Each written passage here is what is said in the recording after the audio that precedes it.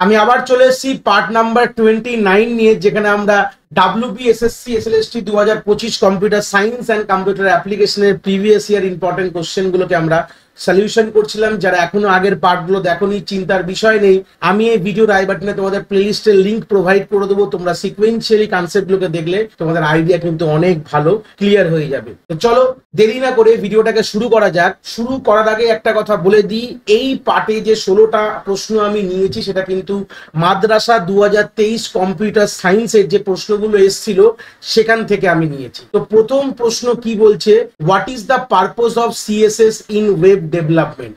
এই প্রশ্নটাকে সলিউশন বলার আগে একটা কথাই বলবো, অনেক লোকদের মনে এই প্রশ্ন রয়েছে, স্যার আমাদের জাভাস্ক্রিপ্ট, সিএসএস, এইচটিএমএল এইগুলো আমাদের সিলেবাসে আছে কিনা। তো প্রথম প্রশ্ন বলে দিই, আমাদের স্ক্রিপ্টিং ল্যাঙ্গুয়েজ বলে দেওয়া রয়েছে। তো এইগুলো সবই কিন্তু একটা স্ক্রিপ্টিং ল্যাঙ্গুয়েজের আন্ডারে রয়েছে। তো সেই সূত্রে আমাদের যদি ইনডেপথ পড়াশোনা না করেও একটা আইডিয়া যদি থাকে তাহলে খুব কিন্তু খারাপ হবে না। যদিও বা 2016 সালে এসএলএসটি-তে কিন্তু এটা জিনিসটা দেয়নি, আর এসএলএসটি আর মাদ্রাসা দুটো আলাদা এক্সাম কন্ডাক্টিং বোর্ড। তো সেই সূত্রে দাঁড়িয়ে জাস্ট ফর দ্য আইডিয়া, যেগুলো 10 ইয়ার্সে এসছে সেরকম ধরনের একটা আইডিয়া থাকলেও কিন্তু মোর দ্যান এনাফ। তোমরা এই প্রশ্নগুলো দেখেই বুঝতে পারবে কোনো কিন্তু ইনডেপথ প্রশ্ন দেয়নি, জাস্ট ওভারভিউ আইডিয়া থেকে কিন্তু একটা প্রশ্ন দিয়েছে। খুব কিন্তু ইনডেপথ, কেন কি আমাদের সিএসএস অনেক বড় সিলেবাস, জাভাস্ক্রিপ্টের অনেক বড় সিলেবাস, যেটা পুরো 6 মাসে কমপ্লিট করা যায় না। বাট তাও একটা আইডিয়ার ভিত্তিকে বলে রাখলাম, জাস্ট মোটামুটি বেসিক আইডিয়া যদি থাকে ইজ মোর দ্যান এনাফ। তো মেন প্রশ্নে চলে আসলাম যে সিএসএস কেন আমাদের দরকার ওয়েব ডেভেলপমেন্টের জন্য। তার আইডিয়া হচ্ছে বেসিক আমাদের এইচটিএমএল আমাদের কোড লিখে আমাদের ফ্রেমওয়ার্ক তৈরি করতে হয়। তো এইচটিএমএলটা কিন্তু আমাদের পুরোটাই এসএলএসটি সিলেবাসে রয়েছে, তার ইনডেপথ ট্যাগস কিন্তু আমাদের জানতে হবে। সেখান থেকেও প্রশ্ন এসছে অলরেডি আমাদের 2016 সালে, প্লাস আমাদের এসএলএসটি আমাদের মাদ্রাসাতেও দিয়েছে 2023 সালে। তো সেই সূত্রে আমরা যদি এইচটিএমএল এর সাহায্যে আমরা কিন্তু ওয়েবসাইটের ফ্রেমওয়ার্ক তৈরি করি, আর সেই সূত্রে দাঁড়িয়ে সেই ফ্রেমওয়ার্ককে যদি ডিজাইন করতে হয়, তার যদি কোনো স্টাইল আনতে হয় বা দেখতে অ্যাট্রাকটিভ করতে হয়, তখন কিন্তু আমরা সিএসএস এর কথা বলি। এর ফুল ফর্ম হচ্ছে ক্যাসকেডিং স্টাইল শিট বলা হয়। সিএসএস মানে ক্যাসকেডিং স্টাইল শিট, আর এটা আমাদের মেন অ্যান্সার হবে C, to enhance the appearance of HTML element. তাহলে সেই সূত্রে গেলে অ্যান্সার হয়ে যাবে সি।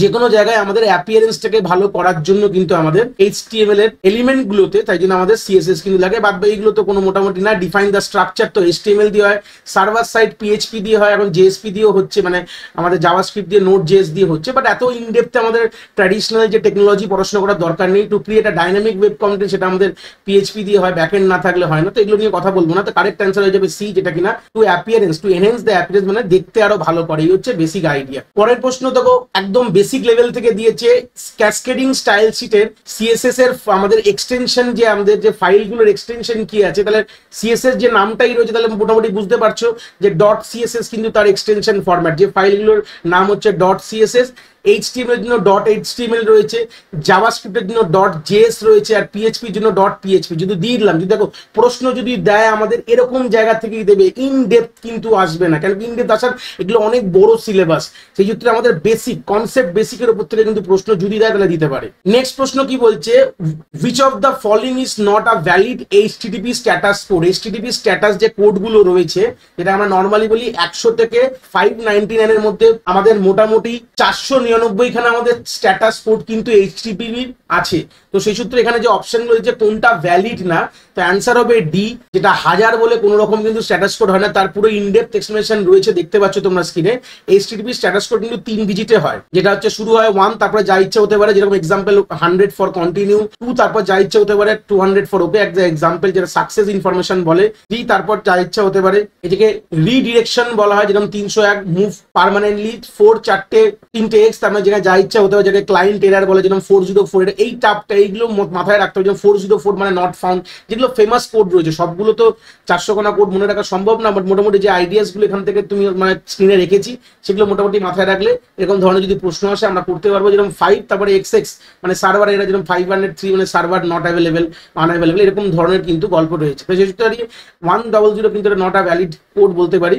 যেখানে আরো 3টে রয়েছে, যেরকম 200 মানে সাকসেস, 404 মানে ক্লায়েন্ট নট ফাউন্ড, 503 মানে সার্ভার এরার বলতে পারো। তো এগুলো মোটামুটি কিছু জায়গা যে রয়েছে রয়েছে, সবগুলো মুখস্থ না করলে কিছু জিনিসগুলো মাথায় রাখবে, যেগুলো স্ক্রিনে দেওয়া রয়েছে, এগুলো হচ্ছে পপুলার কোড বলতে পারো, এটা মাথায় কিন্তু তোমাদের রাখতে হবে। পরের পার্টে চলে আসছে what is the purpose of SQL select command. 2023 সালে মাদ্রাসার কম্পিউটার সায়েন্সে আমাদের ডিবিএমএস থেকেও প্রশ্ন দিয়েছে, যেটা আমাদের হয়তো কম্পিউটার সায়েন্সের সিলেবাস এসএলএসটি দেওয়া নেই, ওখানেও হয়তো দেওয়া নেই, তাও এখানে আউট অফ সিলেবাস থেকে দিয়ে দিচ্ছে প্রশ্নটা। তোমরা চাইলে বেসিক এসকিউএল এর কিছু আইডিয়াস গুলো তোমাদের ক্লিয়ার করে রাখতেই পারো, যদি আউটসাইড থেকে দেয় তখন তোমরা এটা করতে পারবে। তাহলে basic purpose of SQL select কমান্ডের কাজ কি? সিলেক্ট দিয়ে আমরা কি করি? আলটিমেটলি ডেটাকে রিট্রিভ করি, মানে যা ডেটা রয়েছে আমাদের টেবিলের মধ্যে সেটাকে রিট্রিভ করার জন্য কিন্তু আমরা এই জিনিসটা ব্যবহার করি। To retrieve data from the ডেটাবেসের জন্য কিন্তু এটা ব্যবহার করা হয়, বা ফেচও বলতে পারো, এটাও কিন্তু আমরা রাখতে পারি। আপডেট করার জন্য আমাদের আপডেট কমান্ড আছে, ইনসার্ট করার জন্য ইনসার্ট কমান্ড আছে, ডিলিট করার জন্য ডিলিট কমান্ড আছে, আর এখানে ফেচ করার জন্য ওয়ান কাইন্ড অফ রিট্রিভ করার জন্য কিন্তু আমাদের সিলেক্ট কমান্ড। মোটামুটি পাশে পাশে লিখে দিলাম, একটা আইডিয়া ক্লিয়ার হয়ে যাবে। বেসিকের উপর প্রশ্ন দিয়েছে, খুব ইনডেপথ কনসেপ্টে ঢোকেনি, যাই প্রশ্ন দিয়েছে আমি দেখেছি এগুলো বেসিকের উপর একটু আইডিয়া থাকলে মোটামুটি কিন্তু আমরা একটু গো থ্রু করলেই কিন্তু আইডিয়া কিন্তু ক্লিয়ার হয়ে যাবে। পরের প্রশ্ন বলছে which of the following is not a type of SQL join. জয়েনের যে টাইপগুলো আছে, inner join, outer join, full join, cross join, যতগুলো আমাদের জয়েনের টাইপস রয়েছে আমাদের কোনটা না? এগুলো তো আছে, বাট সাইড জয়েন বলে এরকম কোনো জয়েন হয় না, সেই ক্ষেত্রে অ্যান্সার হয়ে যাবে আমাদের সি সাইড জয়েন, বলে not a type of SQL join. ঠিক আছে, পরের প্রশ্ন বলছে এক্সএমএল এর ফুল ফর্ম কি? এটা আমাদের 2016 সালেও আমাদের এসেছিল কিন্তু এসএলএসটি তে, যারা মোটামুটি আমার পার্ট 25, 26, 27, 28 প্রথম 7টা প্রশ্নের মধ্যে কিন্তু এই প্রশ্নটা ছিল। এক্সএমএল দিয়ে প্রশ্ন আমাদের এসএলএসটি তেও দিয়েছিল 2016 সালে, এখানেও রয়েছে। তো এটার ফুল ফর্ম হচ্ছে এক্সটেন্সিবল মার্কআপ ল্যাঙ্গুয়েজ। মুখস্থ সবসময় প্রশ্ন এরকমই দিচ্ছে। আরেকটা এর থেকে যদি পারো প্রশ্ন দেবে যে এক্সএমএল আমরা ইউজার ডিফাইন ট্যাগ ইউজ করি, যে ট্যাগ গুলো ব্যবহার করা এটা কোনো প্রিডিফাইন না, প্রিডিফাইন মানে অলরেডি নেই, আমরা চাইলে নিজের মতন কিন্তু ট্যাগ ব্যবহার করতে পারি। আমরা ইন্টারনেটে যখন ডেটা ট্রান্সফার করি তখন কিন্তু এই এক্সএমএল ট্যাগের সাহায্যে করি। প্রশ্ন কিন্তু এর মধ্যে বাইরে কিন্তু দেওয়ার নেই, এটা অনেক হিউজ সিলেবাস। তো এই সূত্রে দাঁড়িয়ে জাস্ট বেসিক আইডিয়া গুলো যদি থাকে মোটামুটি কিন্তু এখান থেকেই প্রশ্ন দেওয়ার জায়গা রয়েছে। 7 নম্বর বলছি in relational database management system what is primary কি? প্রাইমারি কি জিনিসটা কি? ইউনিকলি আইডেন্টিফাই করে একটা টাপেলকে, আমাদের যখন টেবিল আমরা যখন বানাই, টেবিলের মধ্যে যে অনেকগুলো আমাদের রো রয়েছে, একটা রোকে ইউনিকলি আইডেন্টিফাই করার জন্য, ওটাকে রেকর্ড বলতে পারি বা রো বলতে পারি বা টাপেল বলতে পারি, তখন আমাদের কিন্তু আমাদের প্রাইমারি কি দরকার পড়ে। তাহলে এ হবে অ্যান্সার। আর কি that uniquely identify each record in a tuple. প্রশ্ন যেটা বললাম সেটাই যে ডাইরেক্ট থাকবে সেরকম ব্যাপার না, 19-20 ঘুরিয়ে ফিরিয়ে দিতে পারে। পরের প্রশ্ন বলছে which of the following is not a valid data type in SQL. কোনটা ভ্যালিড ডেটা টাইপ না? কি কি ডেটা টাইপ হতে পারে আমি একটু আইডিয়া দিয়ে দিই। যেরকম ইন্টিজার হতে পারে, ভ্যারক্যার হতে পারে, ফ্লোট হতে পারে, ডেট টাইম হতে পারে। তো বুলিয়ান বলে কোনো কিন্তু ডেটা টাইপ কিন্তু অ্যাভেলেবেল নেই আমাদের এসকিউএল এ, সেজন্য অ্যান্সার হয়ে যাবে B, Boolean is not a standard data type বলতে পারে, যেটা আরডিএমএস সাপোর্ট করে। তারপরের প্রশ্ন হচ্ছে এসএমটিপি এর ফুল ফর্ম কি? এটা খুব সিম্পল প্রশ্ন, আমাদের নেটওয়ার্কিং এর থেকে এসে অ্যাপ্লিকেশন লেয়ারের প্রশ্ন, যেটাকে বলা হয় সিম্পল মেল ট্রান্সফার প্রোটোকল। মেলের যখনই কথা হয় দুটো প্রোটোকল আমাদের কাজে লাগে, একটা হচ্ছে সিম্পল মেল ট্রান্সফার প্রোটোকল, আর একটা হচ্ছে পোস্ট অফিস প্রোটোকল, পপ 3 বলা হয়, পপ ভার্সন 3। দুটো প্রোটোকলের কথা কিন্তু মাথায় রাখতে হবে, লিখে দিলাম পিওপি, পপ ভার্সন 3। তারপরের প্রশ্ন বলছে which of the following is not a valid HTML tag. তো আমাদের এখান থেকে বুঝতে পারছি যে এইচটিএমএল ট্যাগ গুলো কিন্তু সবই মুখস্থ করতে হবে, যারা এখন এই বছর বসছো পরীক্ষায় 2025 সালে। তো সেই সূত্রে দাঁড়িয়ে আমাদের not a valid HTML tag কোনগুলো হবে? দেখো ডিভ বলে একটা সেকশন থাকে, ডিভ বলে ট্যাগ আছে, সেকশন আছে, স্প্যান বলে কিন্তু এগুলো হয় আমাদের। ডিভ হচ্ছে আমাদের একটা ডিভিশন বানানোর জন্য, সেকশন বানানোর জন্য, স্প্যান করার জন্য, এগুলো ইনডেপথ কিন্তু কনসেপ্ট আমাদের মনে রাখতে হবে।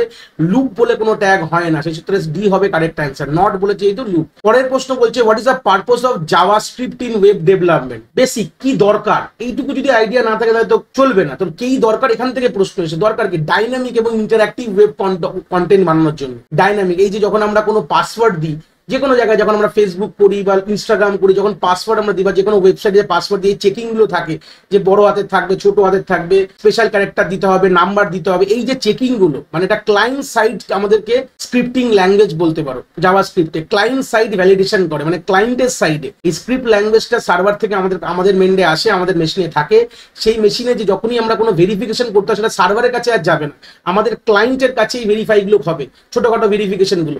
এই ভেরিফিকেশন গুলো করার জন্যই বা ডাইনামিক ইন্টারঅ্যাক্টিভ করার জন্য কিন্তু আমাদের জাভাস্ক্রিপ্টের দরকার। তাহলে সি হবে কিন্তু কারেক্ট অ্যান্সার হয়ে যাবে।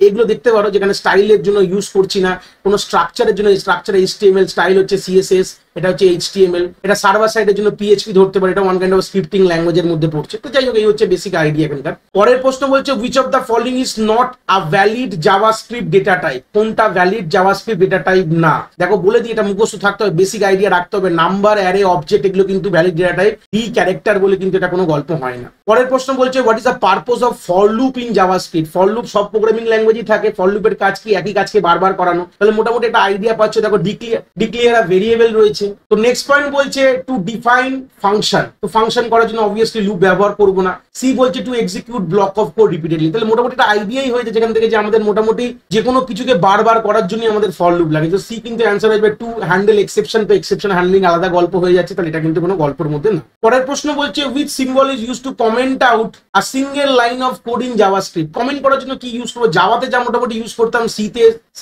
সেম কনসেপ্ট ইউজ করবো। জাভাস্ক্রিপ্ট আমাদের কিন্তু ডাবল আমাদের ব্যাকস্ল্যাশ ইউজ করি, তো অ্যান্সার হয়ে যাবে এ কিন্তু আমাদের। পরের প্রশ্ন বলছে জেসন এর ফুল ফর্মটা কি বলতে বলেছে। JSON stand for in web development. জেসনের ফুল ফর্ম কি, জেসন কি বলছে? JavaScript object notation. এটা মুখস্থ করে রাখবে, এখান থেকে প্রশ্ন কিন্তু এবছর দিলেও দিতে পারে। ফুল ফর্ম ভিত্তিতে যদি কোনো কথা বলে, এটা কিন্তু one kind of part of networking only. জেসনের ফুল ফর্ম হচ্ছে জাভাস্ক্রিপ্ট অবজেক্ট নোটেশন। পরের কোশ্চেন বলছে what is the purpose of get element by ID method in JavaScript. এই গেট এলিমেন্ট বাই আইডির কাজটা কি? দেখো এটা কথাটা বলতে গেলে একটা কথা বলি, যে কোনো যখন আমরা ট্যাগ ইউজ করি, ধরুন আমি ডিভ ট্যাগ ইউজ করেছি বা ধরুন ইনপুট ট্যাগ ইউজ করছি, আমি তার দুটো জিনিস দিতে পারি। এক হচ্ছে তার ক্লাস প্রোভাইড করতে পারি বা তার আইডি প্রোভাইড করতে পারি। এটা দিয়ে আমরা কিন্তু এই যে ইনপুট ট্যাগটা করলাম তাকে ইউনিকলি আইডেন্টিফাই করব, ঠিক আছে।